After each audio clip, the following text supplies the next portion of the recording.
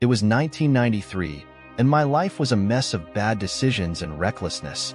I killed my best friend that year. You might ask, how could someone do that? Believe me, I've asked myself the same question 1,000 times. It was an accident, one that haunts me to this day. We were playing around with my dad's gun, something we never should have done. But no matter how much I replay that moment, the outcome doesn't change. He's gone because of me. I was charged with manslaughter and sentenced to 12 years in prison. The judge factored in my prior record, fights, petty theft, all the mistakes of a misguided youth, and decided I needed to pay for what I had done. In 1994, I was transferred from county jail to Indian Creek Correctional Facility. The place was state-of-the-art for its time, but inside, it was like any other prison, a breeding ground for violence and division. The rules were unspoken but clear. Stick with your race. Whites with whites, blacks with blacks, Latinos with Latinos. It didn't matter if you weren't racist. Breaking this rule meant trouble, potentially fatal trouble. During my first week, I broke that rule. I was caught talking to a black inmate I'd been friendly with in county jail. I thought nothing of it, but later that day, I was summoned to the cell of the Aryan Brotherhood leader, a man serving 3 consecutive life sentences. He was their big dog, and his word was law. The encounter was chilling. He asked me why I was talking to someone outside my race. His words dripped with hatred and disgust, unlike anything I'd heard before. I explained myself, and for reasons I still don't understand, he let me go without harm. But the warning was clear: stick to your own kind. From that day forward, I knew I was walking on thin ice. For 8 years, I managed to avoid trouble. I kept my head down, stayed out of gang politics, and tried to focus on serving my time. But in 2002, my luck ran out. While on kitchen duty, I made the mistake of asking a black inmate if he needed help with dishes. It was a simple, innocent question, but someone saw it, and the report made its way back to the Aryan Brotherhood. That evening, I was called to the big dog cell. As soon as I stepped inside, I was punched in the face. Before I could even react, a group of inmates attacked me. They didn't stop until I was unconscious. When I woke up in the infirmary, I had a swollen lip, a gash above my eye, and bruises everywhere. I later learned they had beaten me until I went limp, then tossed me into the gangway like trash. From that moment on, I was labeled a race traitor. No white inmates would associate with me, let alone protect me. The next 4 years were a living hell.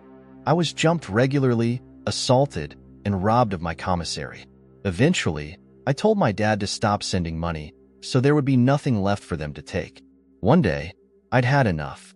After years of torment, I snapped. I crafted a shank out of a toothbrush and went straight to the AB leader.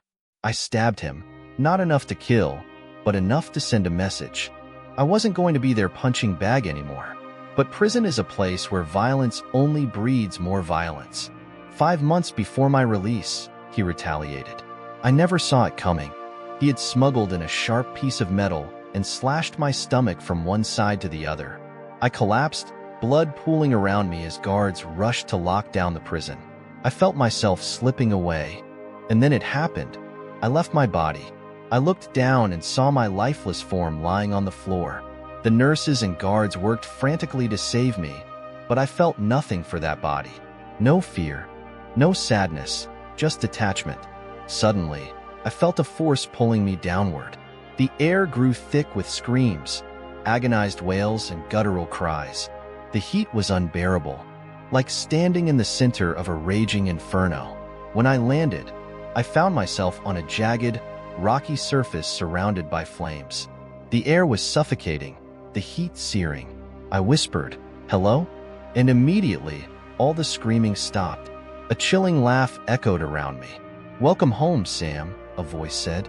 A figure appeared before me, humanoid but unmistakably evil. His skin had a red hue, and his presence radiated malice. "You humans call me many names," he said.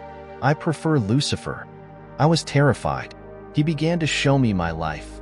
Every mistake, every selfish act, every moment of cruelty. He reveled in my pain as I watched the day I killed my best friend replayed in vivid detail. He exposed thoughts I didn't even know I had, dark, Fleeting fantasies I'd buried deep in my subconscious. "Do you still think you're a good person?" he sneered.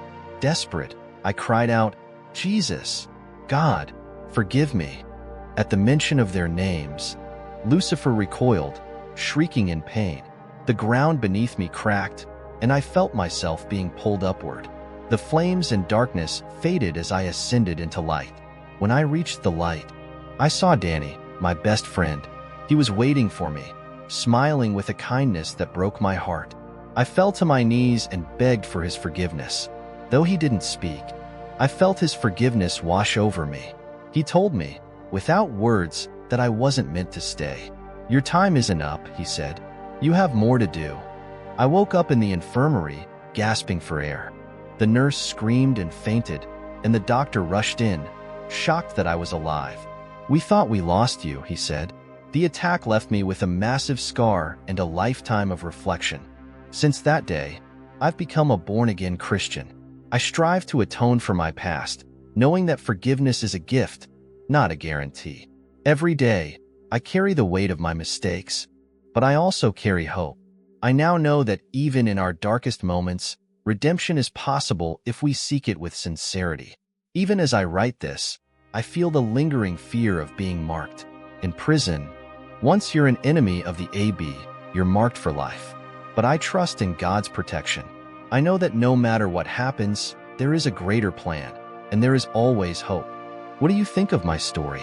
Was my time in hell a wake-up call, or was it something else entirely? Let me know your thoughts. Until next time, stay safe, and may you continue to be blessed.